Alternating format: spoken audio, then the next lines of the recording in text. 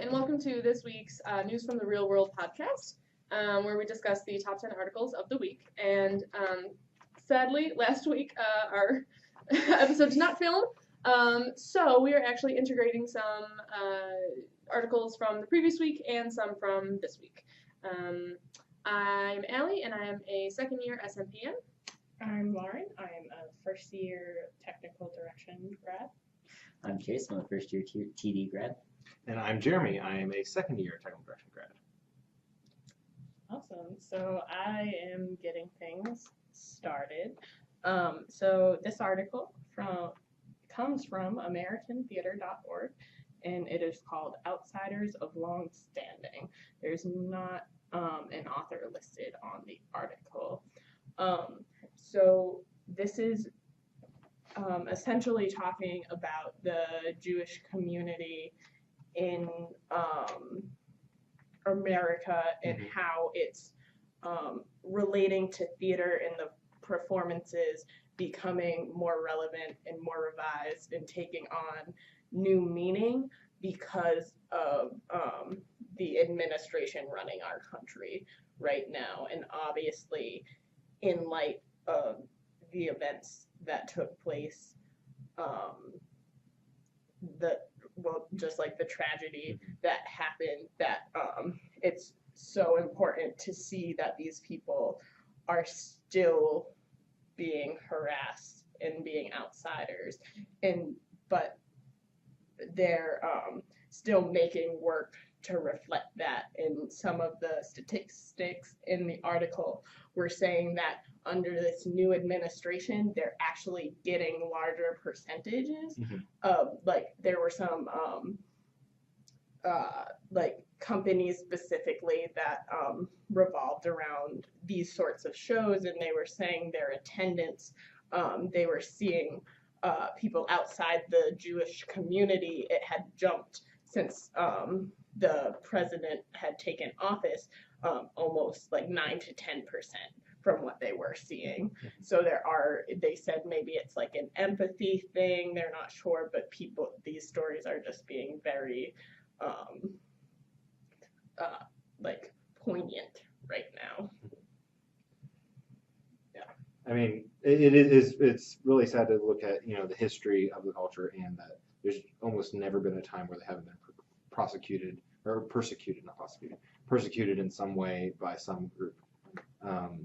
And it is good to see that there is work out there that is being actively done to, reflect that and to get the word out and keep the word out, I think. And as awful as like the acts of tragedy that most recently took place, and just like the culture that has allowed it to continue. You mentioned the current presidential administration. As awful as that is, I think the good thing about it is that it is bringing to the forefront people who are, everybody was banding together and saying this is not okay. And like there's like one of the other articles I think from this past week was a show here in town actually that was supposed to have its closing night that Saturday, and they considered not doing their closing show because of the events, but because it was a show about Jewish people, they were like, nope, these voices need to be heard, especially now. We are not giving this up. We are not letting any more voices be silenced. And so the fact that people are coming together so strongly to speak out against that hatred is possibly the only good thing that is coming from it. Yeah, I mean, I think we're going to see a resurgence, and we are seeing a resurgence of the really rich tradition of Jewish American theater that is out there. You think of so much of popular entertainment. Stand-up comedy was invented by Jewish American citizens. So there's so much. It was invented, really? Basically, yeah. It's like vaudeville, burlesque, it all kind of came out of Jewish entertainers in the early 20th century. There's a TV show, The Marvelous Miss Maisel, Yeah. that keys strongly to that early time of it as well. Yeah. So it's, as much as we're seeing a lot of tragedy and a lot of grief and a lot of all that, there is a lot of opportunity to heal through laughter and to really get to appreciate Jewish culture. Mhm. Speaking of representation, this is an article on Variety. It's called LGBTQ Characters Reach Record High TV Representation. It's by Danielle Turchiano. It's about how in the 1819 TV season, GLAAD has reported that LGBTQ series regulars on broadcast have hit 8.8%, and 50% of those are LGBTQ people of color. And there are more who are recurring or fit in other categories. And it's also that now LGBTQ characters are made up of equal percentages of male and female characters, whereas historically it's been very much tilted in favor of male characters. And this article kind of gets into a little bit more of the statistics about what exactly is happening, and it gives some data, but it's a little bit unsatisfying to me because there isn't any context for it. There's no hard correlation numbers. Yeah, and it's hard to see in what light these characters are being portrayed. There's a long history of portraying, people who are different in this way as being deviant in one way or another. And without having that little bit of information of, are they normal people? Do they have important plot stuff that is not based around their identity? This is information that I feel like is really important that isn't represented in this article. And then also I think something that doesn't address is the avoiding, like, are those roles just token roles? Yeah, exactly. Are they filling that checkbox, or are they actually characters of substance? Yeah. So. There's I don't know why I'm thinking about this. There's the new Rebel Wilson movie coming out where she's like, I'm in a romantic comedy. Like she wakes up and she's in a romantic. I don't see the trailers. Anyway, Yeah. okay. You're not alone. But like good. they even pointed out where it's like, oh, this is a romantic comedy. She has her gay best friend. Like, and it's like, it's a token role, and it's like, whoa, It doesn't why? really count as representation because the gay best friend is not a person in their own right. No. Yeah, they're not developed they don't develop as a character. They're just a statement of a character, and that's consistent throughout. It's not. There's no evolution, no character change. Yeah, or they're an expression of the main character. Yeah. Yeah. Yes. And I also have an issue with like, are they actually being played by actors who are LGBTQ? Like the representation is up, but is it really up in casting wise? Like I don't. Yeah, and it's every time it happens, it's a really big deal. Which is like, it is happening, but it's only occasionally, and it's so occasionally that every time a trans woman plays a trans woman on TV, there's a big news article about it, or like 40 news articles about it. It's just exhausting. But moving on, Bohemian Rhapsody. This is an article about how the makeup team transformed the Rami into Freddie Mercury. This is again on Variety by Christine Champagne, and this goes through and talks about a lot of the person who did this is a first-time makeup and hair prosthetics designer, Jan Sewell, and this is their first time doing hair and prosthetics and makeup for a show. At least of this level of a film, and I have to tell you, like after seeing it this weekend, it truly transforms the actor into like embodiment of the role, which I think is really cool. That something so subtle as introducing that overbite or the extra teeth into the mouth, how that changed him just as a person, how he carried himself.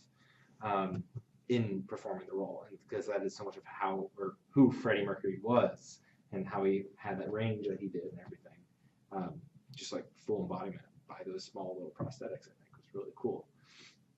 I didn't catch that the designer was a first-time designer. Yep. This is a really big title. First-time makeup and hair prosthetics designer. Yeah. So. Like she's done it on other levels, and she's been in the hair and makeup Industry prosthetics for industry for a while, but like. This is their first lead. Yeah. Yeah. It's just. What I really liked about the article was just when they were talking with her and they were like, And she, as a designer, was like, well, it really depends on what the actor is comfortable Mhm. with. And just, I love that, like, there are designers out there that really do take that into account initially in their design, because she was talking with him before, like, she started doing everything, because, like, she was like, So if you he can just wasn't- dive right in there. yeah, if he wasn't comfortable with that, then she didn't want to put that on him. But he was just like, go for it, and yeah, And it really paid yeah, off. Like, yeah, And he like in a lot of the roles he's done too, he fully embraces the role. He tends to dive headfirst into them. I was reading or watching another interview of him where he was talking about he's not a traditional method actor, but this made it almost method because of how much it changed him as a person when he put those false teeth in. That like he would walk around and basically he was Freddie Mercury at that time. because like at the end when he's saying something, and they have like a close-up profile of like the lower but like also like front half Yeah. of his face, It's like profile like jawline. and shot. like the way that he's using his teeth like to bite and it's like you go back and you watch interviews and it's like that's Freddie Mercury, and like Yep. he couldn't do that if he didn't have the prosthetic. So like the fact that it flows so seamlessly and like you don't even think about it as like a design, it's just that's Freddie Yeah. Mercury, And one thing that they talk about in the article is like getting those teeth just right. Mm. It wasn't the first shot that got them right. They had several iterations and trials to get it where it fit his mouth correctly, but then also gave the aesthetic and the look that they were trying to push his face to, and affect the sound the way it did. And then it was working with them afterwards. It wasn't just on screen what he had on. He would like practice with them day in day out for days. So like just getting accustomed to it, you have to change your speech pattern almost. Yeah. So. Yeah, I wonder if those were Uncomfortable for a little bit, but like when you get them fitting right, it's right. it's dentures. Which I'm sure are so comfortable. Right? Anyway, speaking of recreating dead stars. Yeah. Yeah. Yeah. Come on, guys, you gotta This fit is these an article. segues. Like, come on. This is an article on technologyreview.com. It's called "Actors Are Digitally Preserving Themselves to Continue Their Careers Beyond the Grave" by Aaron Winnick. This is about how this company, Digital Domain, it's a visual effects company, has come up with a technique to preserve the images of actors so they can be reused in future productions. Like what was done with, well, I guess they did it with Samuel L. Jackson to make him younger. But what they're doing here that's different, there are a lot of problems with inputting somebody, even with the way how CGI is now, inputting a CGI person into a film that's fully live Standing actors. right next to live action. It just looks weird and wrong. And one thing that they've figured out is a way to capture how the subdermal blood flow will change in the face. It's that kind of level of detail. Yeah, and so it's, it costs, millions of dollars for an actor to get this to happen for themselves. They can take up 5 to 10 terabytes of data, but, they can keep making money for their families after they're gone, which is probably... Well, I mean, I think it's really interesting in the aspect of, I can almost guarantee that you're going to see contracts going out when people sign up for doing like a trilogy or a series that say, if the first one meets this level of box office, whatever, then we need everyone to go through and go through this process for your lead actors. But just the thing for me that is again about the CGI people in real people space. Just go with it. No, the fact that they were like, we're going to be casting people who are no longer. I'm like, oh, that's weird. And they're missing out on what the actor actually brings to the performance. The choices, it's a different person making the acting choices. Yeah, it's just the director saying, move the face like this, and they're animators who squinch the face, which is a very different thing. And I almost hope that it's like in those instances that someone is truly acting as that character, at least like in the shot, and then they're being replaced, so that there's like some reference model or some reference action or inflections of how things are being done that they might be keying off of, and it's not all to a graphic designer or editor to make those decisions, Yeah, wholeheartedly. even so, it's when you hire an actor for any show, you're hiring the person, not just the appearance Correct. image, and it seems like a great way to make a lot of money, but a great loss for the actual movie. I don't like this idea at all. The technology behind it is very, very cool. I don't like it because I think, why would you put an actor who is no longer alive in roles that could be going to other people? Like, it's just like, I mean, like, it's just like industry of like keeping that going and keeping it more open. It's like, well, if we can just like recreate all our favorite actors, like, we don't really need any, which obviously it won't be like won't need anyone else, but I understand kind of the name draw. But I think that, like, acting, as I understand it, is already a very hard industry to get into, and if you're competing against people Who are dead, like, I don't know. Well, I think if they keep a balance of how they currently are doing it, where it's or continuing people in character roles who basically that actor has been associated with that role, and only like that's what they're associated with. For instance, like in the large Star Wars sagas, because that's where it's really being pushed right now. Yeah, but and that was weird. That was weird. But I know that they didn't have the ability to, like, they had to physically just create that. They didn't have the digital ability to, like, go back and get something that they had already recorded for what's his name.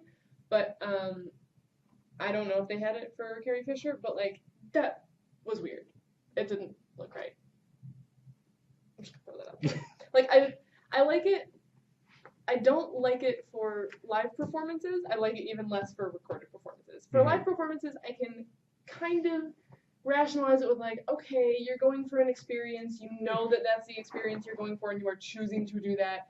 If I want to go see a movie because I want to go see a movie, and, like, I'm interested in the movie, I don't want to then be like, oh, and, you know, I'm magically 120 years old in this scenario. I don't want to be like, why is Daniel Radcliffe like 15 years old as Harry Potter still? That's weird. Like, it's just, I don't want to do that. I'm a very picky 120-year-old moviegoer. I don't know. I don't know how to do about it. Yeah. I know this is a really good segue. But in film. Talking about film and being uncomfortable.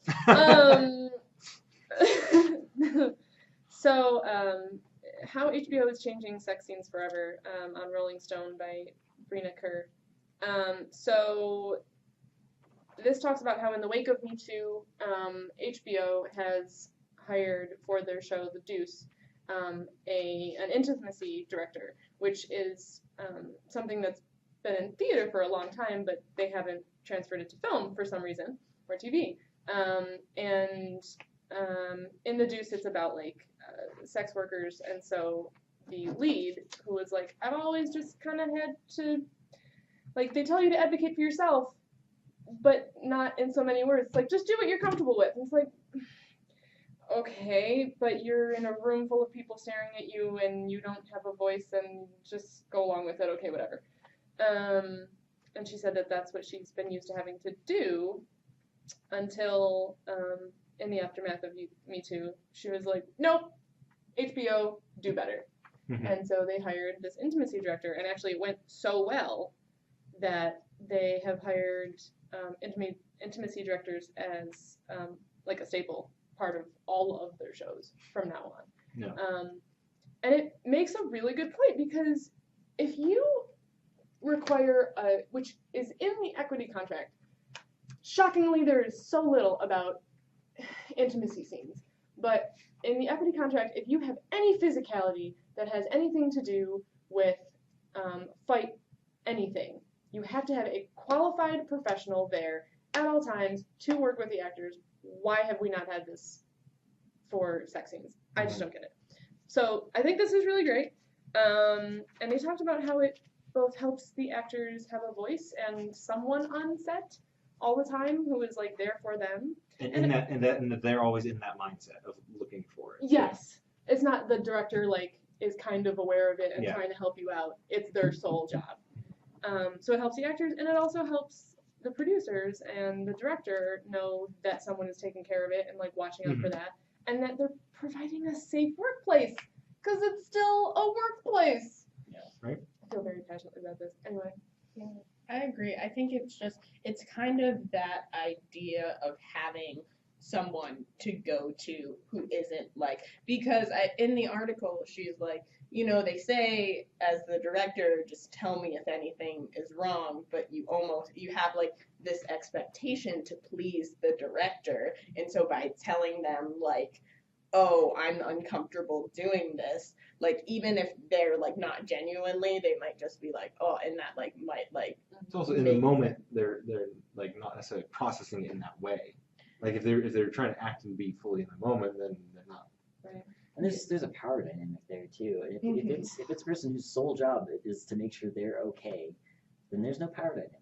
All that matters is that everything is being communicated and that everyone is, it's not like, oh, if I don't do this, maybe this director won't hire me again. It's it completely changes the situation. The intimacy director, whatever it's called, isn't like doesn't have the same expectations with the director that the actor does, so it makes it easier for them to be like, no, don't do this, they're not comfortable, and it's just like you can't really They have to push back against it.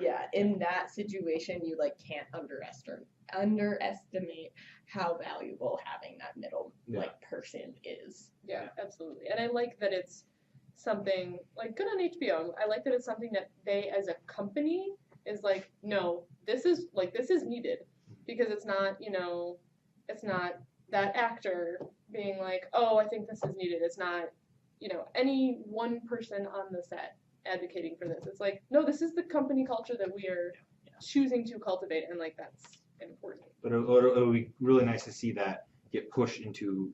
So moving on. I can't handle water bottles anyway. So, I believe in you. So moving on. So speaking about being uncomfortable in a setting that is supposed to be safe, let's say, we need to talk about non-consensual audience participation on Dan's Magazine by Lauren Wingeroth. So this is one of the articles from last week that we brought back because strong feelings. Yeah. So this talks about Boris Charmatz's 1,000 gestures, 10,000 gestures, zeros. They're important. There's no comma. Anyway, 10,000 gestures, a performance where the dancers are on stage and they're never repeating the same gesture twice. However, and the writer is a performer herself and talks about how it was very uncomfortable, how then the performers would come into the audience and just start climbing over audience members. Or gyrating. Right, particularly after they had been, like, touching themselves on stage. So, and, like, it was unsafe, like, glass was breaking, and... Things are falling from the sky, And, like, no sort of, hey, is this okay? Hey, like, this is gonna be happening. Like, just saying audience participation as, like, a blanket statement is not enough when this is what you are talking about. Yeah. I don't even think they said audience participate. I think this was Yeah, there was no, like, blanket warning. Yeah, because, like, if you say audience participation, you can be like, oh, what kind of audience participation? It'll key the question. And if it's gonna be, yes, people are gonna touch themselves on stage and then climb over you, like... Yeah. Most people would be like, maybe I'll stay home right? instead. Like, maybe I'll go to a movie where they're on a screen. Right, maybe I'll do anything other than that. Right. Yeah, it's just super uncomfortable. And I like in like unsanitary uncomfortable too. Yes. Also like that. It's like assume everyone's in good health, but still. There could be problems. Yeah, and the article goes into some good examples of audience participation. Yes. Where, the author was in the audience and a dancer or performer would come up to them and say, hey, I'm going to sit in your lap. Is that okay? Mm-hmm. And I feel fairly confident in saying if she had said no, Just Yeah. move on. No problem. Yeah. Just move on. Yeah. If That there is no, communication's so important. if there's no opportunity to say no, My favorite, to be honest, and I don't dislike audience participation, but I'm very like, oh no, I normally like I'm working in this atmosphere. I don't want to, take part. But like my favorite one is the whole like the card on the table, and if it's green, like then that table has voted to be like okay with audience participation, and then if it's red, it's like no. It's like Texas Day Brazil. You want more meat or you don't want any. Exactly. Yeah. But like I no, want interaction. I don't want interaction. I've never been to Texas. Oh my god. Oh. It's go on a day that Anyway. you've never eaten anything before. So anyway, it's very very good. Anyway, but like it's the same. They have that in a different way. But it's the idea that you get a choice. You get to say yes or no. No, it's so important. It's just Yes. consent. It's Yeah. consent. Yeah. in Consent is a- period. Yeah. Yeah, it's consent, and it's a different form, not maybe what we think of when we first think of the word, but it's consent. It's just as important, and I understand don't use quotations. The artistic vision sometimes might go for that kind of shock or surprise. But you have to be respectful of these people. They are paying to come and see like the art you're like creating and performing for them, and you have to be respectful of that. And this was just, it seems like kind of a disaster. you've got to be able to find a way to do it without touching anybody. Yeah. I think Yeah. you also have to be able to express your intent.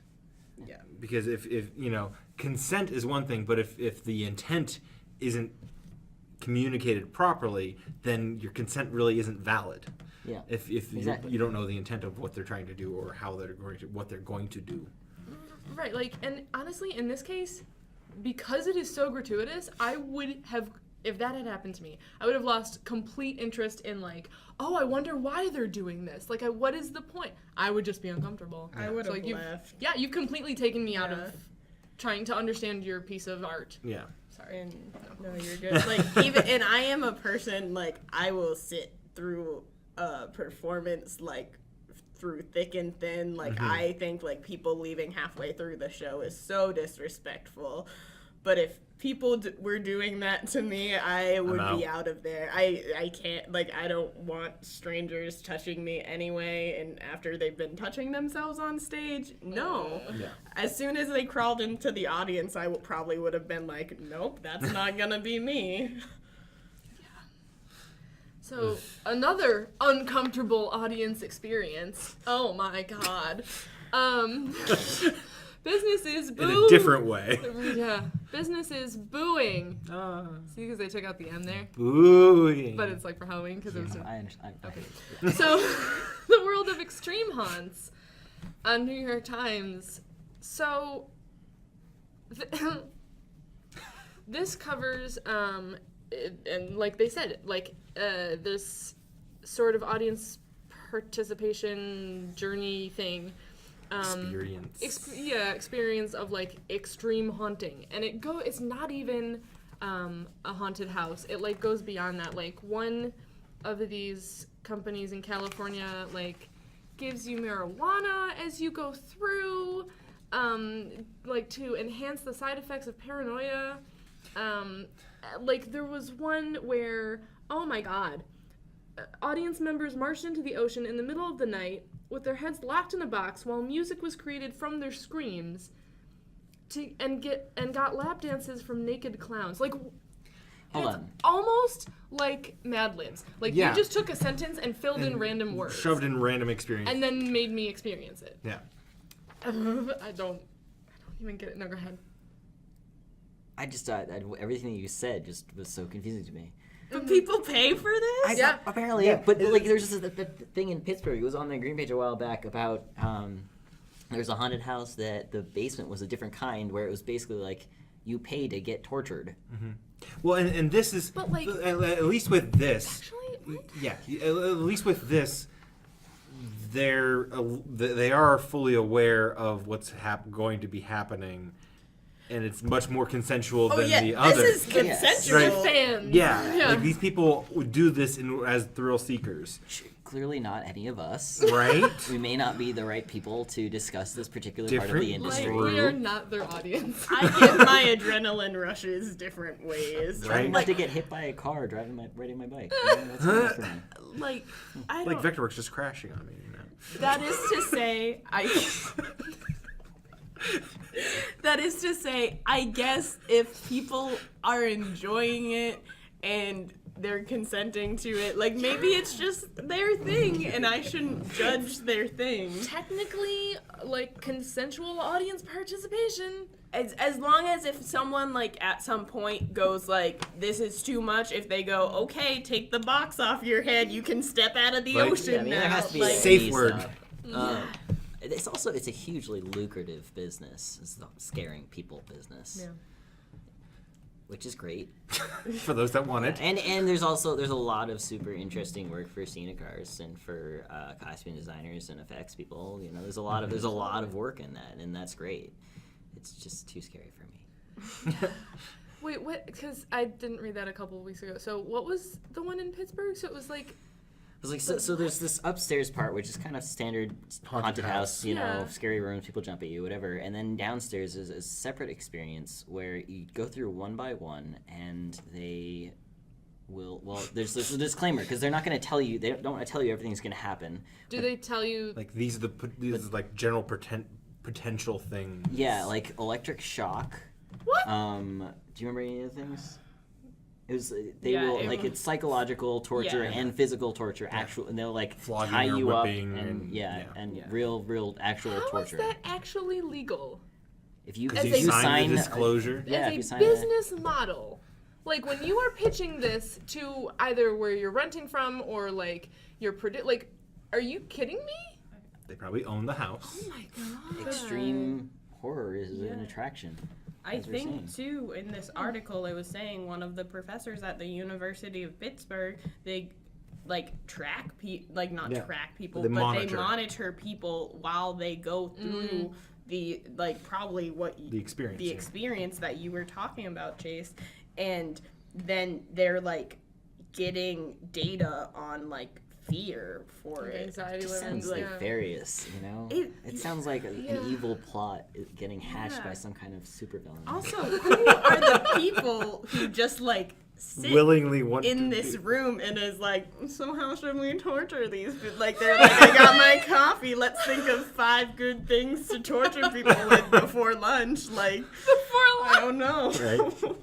Well, anyways, Very weird. speaking of hell and torture, Oh my god. taking the hell out of Hell Week. This is by American Theater. And How to talking about not torture people. Tech Week at the Guthrie Theater. First off, this starts off with a statement that I disagree with, which is calling Tech Week Hell Week. And that to get in the mindset of calling it hell predispositions people to think of that it's going to be absolutely miserable. Predisposed. Yeah. Yeah.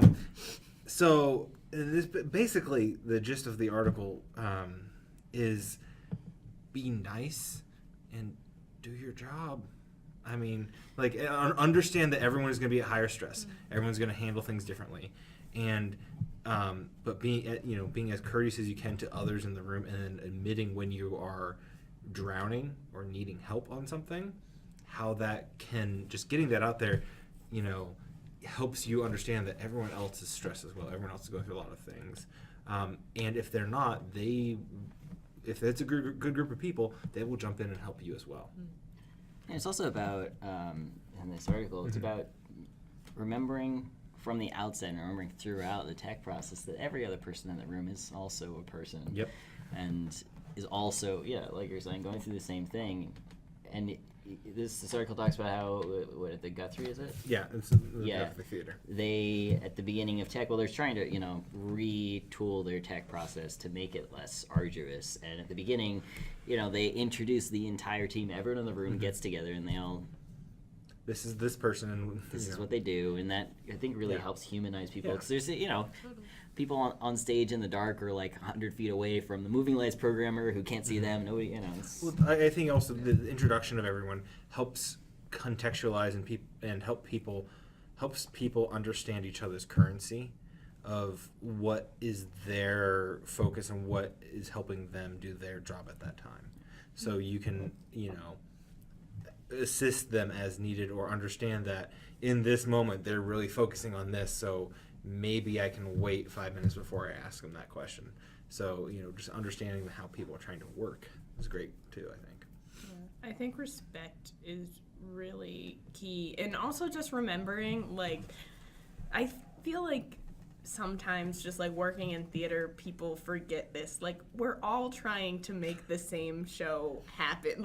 We're trying to work together. I hate when departments get fighting each other, trying to be better, or just we should be communicating in a way that we can get the best result for the show, because that's what we're all trying for. And just respect the fact that some people are gonna have really bad tech when it might be easy for you, and seeing that, and even just reaching out and asking them if they need help, because I know a lot of people in this business, myself included, it's hard to ask for help because you want to do it all by yourself, because you don't want to feel and it's not a failure to ask for help at all, but sometimes you're you get stubborn and you're I can do it all by myself, and you're I've been fighting with it for 3 hours and 10 more minutes. You don't want to go and be doing that of will you please help me, and having someone approach you when you have so much on your shoulders already, it's such a relief for you to just be I would love some help, and kind of just keeping, if you're in a place where you can kind of be that observant, if your tech is that light, then kind of being in that place. And sometimes it's not let me build that prop for you, it's let me bring you some food to eat. Right. You need to take care of yourself too. Tech doesn't mean you're not a person I'll take care of you. Yeah, basically. But and I think we talked a little bit about it last week too. It's sometimes tech isn't going to be great. It's not always going to be sunshine and rainbows. I mean, maybe there's puppies, but it's not always going to be that. And like you said, being very aware of if your tech is easy, that's great. Be sensitive to other people whose tech is maybe they've gotten a lot of notes from the director, or something's not working, or they can't get the prop to hold together the way they want it to. Anything. It's just finding ways to be sensitive and be hey friend. I think a big part of it comes down to Human. learning how people communicate and communicating properly, articulating things. Speaking of communication. What? That's a nicer. I was gonna go with speaking of hell, coworkers as my transition. But let's keep it on communication. Communication works well too. I'm sorry, did you I have just like something your to original say? segue, that's all. How was other people? We're at this point. We're at this point. So, this is from lifehack.org. How to work with different communication styles in the office. Matt Apondika, probably not, but I tried. Yeah. So basically, this outlines, it notes that there are a lot of communication styles. Every person is different, but it outlines 4 that most people can see themselves in some ways. I'm gonna go through them quickly and kind of give a brief 1-sentence description. So there's functional, and this is someone who likes all the details and wants to check in about everything and likes all the details, but also keeps the full picture. They ask a lot of questions. And then there's the analytical, who is similar to that, but they tend to not be as emotional about their communication, and they really like the hard numbers and the data, and that's all they're interested in. And then there's the personal, which is kind of, they thrive off of having personal relationships. You don't have to worry as much about hard numbers with them. They really like just like the like one-on-one relationships. And then there's the intuitive, who like kind of likes to see the big picture, doesn't really want to like get like bogged down in the details. Is a like we'll figure it out when we get there kind of person. Don't frown. Some people This are is a like, heavy frown. they're really like the Figure it out in article tech, it's okay. goes the article goes on to Feelings. say that they're frequently like kind of like big idea people, and they really like to like discuss big ideas, which is definitely valuable. I mean, like, speaking from my experience, that not speaking for all, but a lot of directors I have worked with tend to be more in that vein. Yeah, More about the big picture, not worrying about the prop, the like little tiny prop that's just sitting on the shelf, doesn't have a part. Yeah, and they kind of have to be if they're gonna direct it. They Yeah. kind of have to be more like you can be like little, but your head's gonna explode if you try and control every department. I think that's a great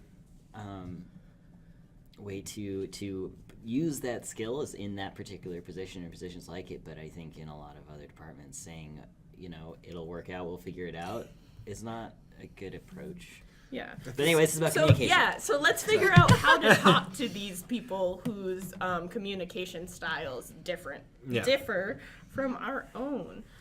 So when you're talking with the functional communicator, you want to really describe the whole picture, provide feedback, because they really like when they're doing work to get feedback and to be informed of any changes.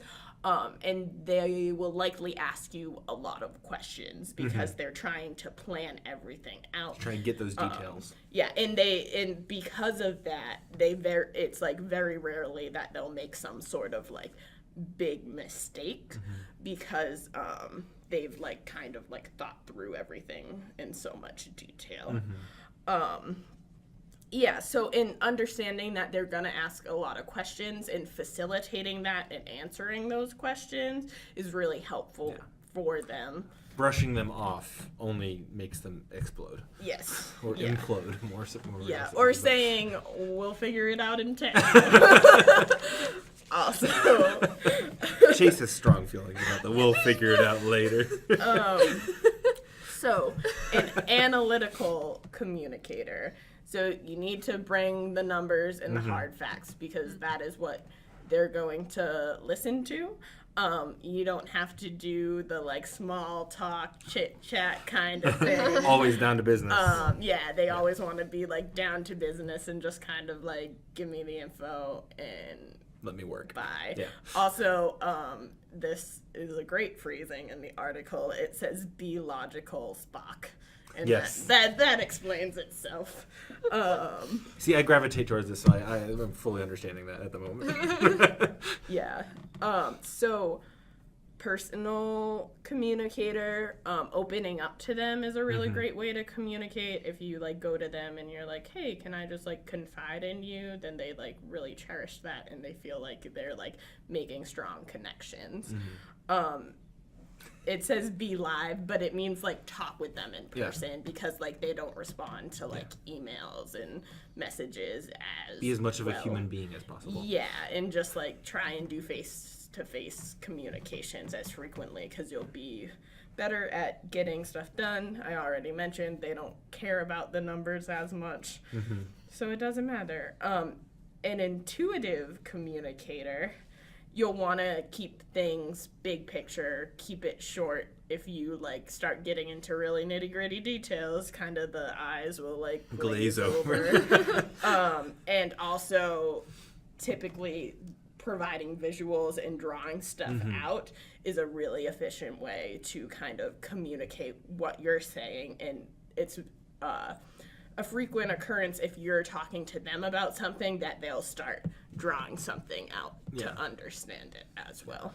Well, I think like the biggest takeaway from this article is just understanding that people communicate differently, yes, but also that you can't assume people's communication, like how they're going to receive communication until you actually start that reaction, the interaction. And it's not going to be necessarily perfect the first time.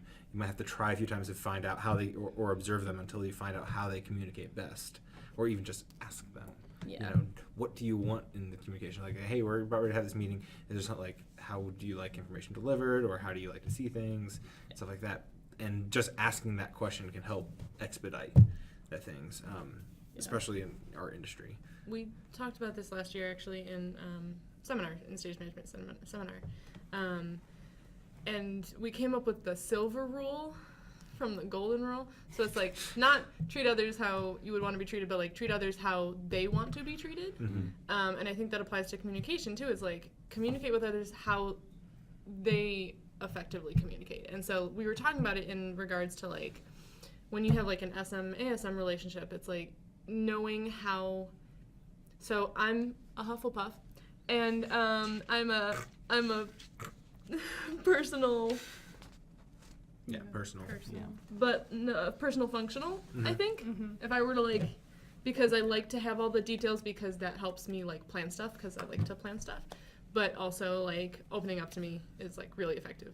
And so if I'm, and this actually happened not too long ago, where like I was working with an analytical communicator, and it was difficult to understand that like that initial personal connection that didn't happen Is in not any important to them at the conversation, moment. right? Yeah. Just, it wasn't like a slight, it wasn't like Yeah. an offense, it's just not important. Yeah.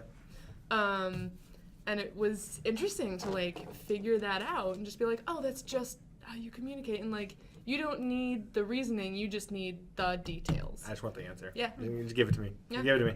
And so it's very interesting because it can be perceived different ways until you're like, communication, that's how you communicate. Got it, you know? Yeah, it seems like a good way to. I have certain communication styles that I struggle to understand, and I think this is mostly about how you communicate your information to people who receive it in these different ways. But I think it could also be turned on its head a little bit, and you can kind of look at, well, what are they thinking and how are they trying to communicate this information? What is their style? And that can help kind of break things down and transform it into something that makes a little bit more sense to someone. Because like someone that is very analytical, delivering information where they think is the most effective way to deliver information, can to some of these types that like just go either right over their head or seem very brash, for I think brash is a good word. So it doesn't really, I think can cause more problems if you're not aware of it. And also remembering that these are like general outlines, and you're always gonna probably like, you might have a leaning like strongly towards one, or you might be like split. Like I literally think it kind of like depends on the day with me, because sometimes I'll be like, give me nothing but facts, and then other times I'll be like, yes, I need a human being today. like talk to me, like I want to know like how you're doing. So like it really depends on the day. It seems kind of based on the Myers-Briggs personality thing, which is like yes and no, but speaking of making theater and not wasting our time. This is talking about being more eco-friendly in our theaters. This is on AmericanTheater.org, and this is looking at different ways that people are trying to be more eco-friendly in their productions, from either reusing more materials or just changing the administrative practices. And the practices all the way down to keeping everything digital for as long as possible, or only keeping it digital, and never wasting paper, or using paper. And then there's like buying things green, and if that works out financially, or if it's really having.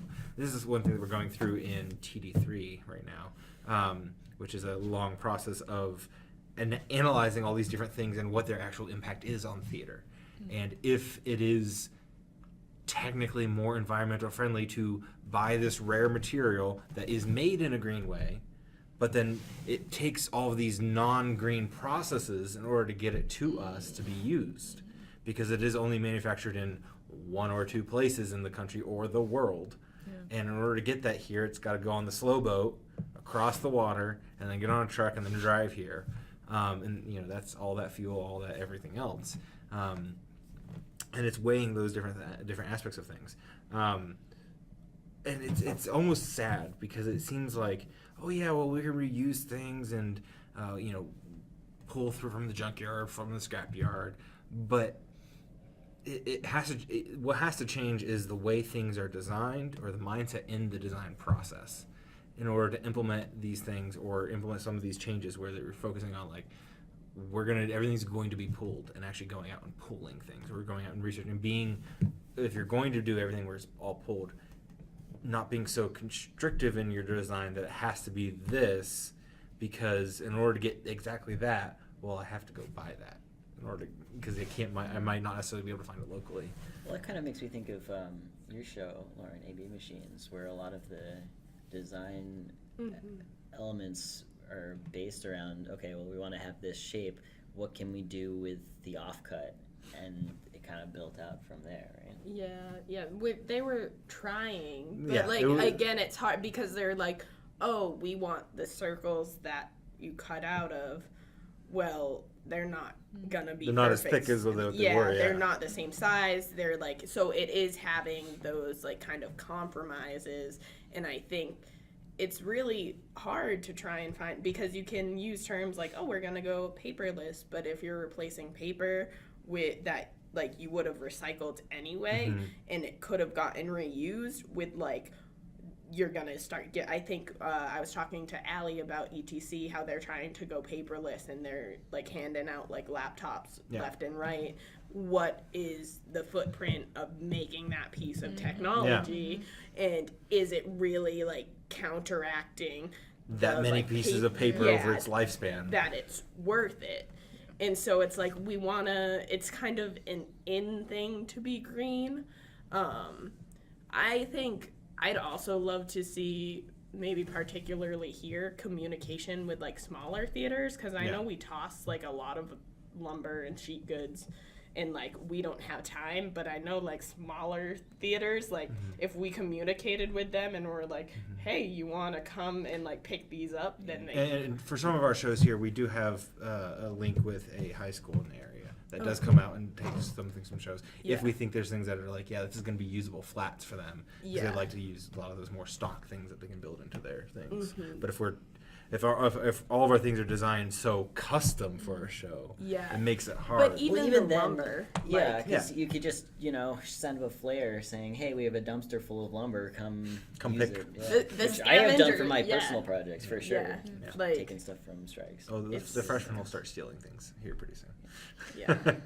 But like, just like more regularly, it would be great if we can kind of open those, because I'm positive there are super small theaters in Pittsburgh where like, getting those like penny pinching on it. Penny, like I came from a theater that was like penny pinching, like really not like going into dumpsters like as their only source, but like it was like $10 made a difference. So I don't know, it might be a different way, and maybe it's kind of more lazy, but something to explore. But, all right, well, thank you for joining us this week. Tune in next week for another list of top 10s.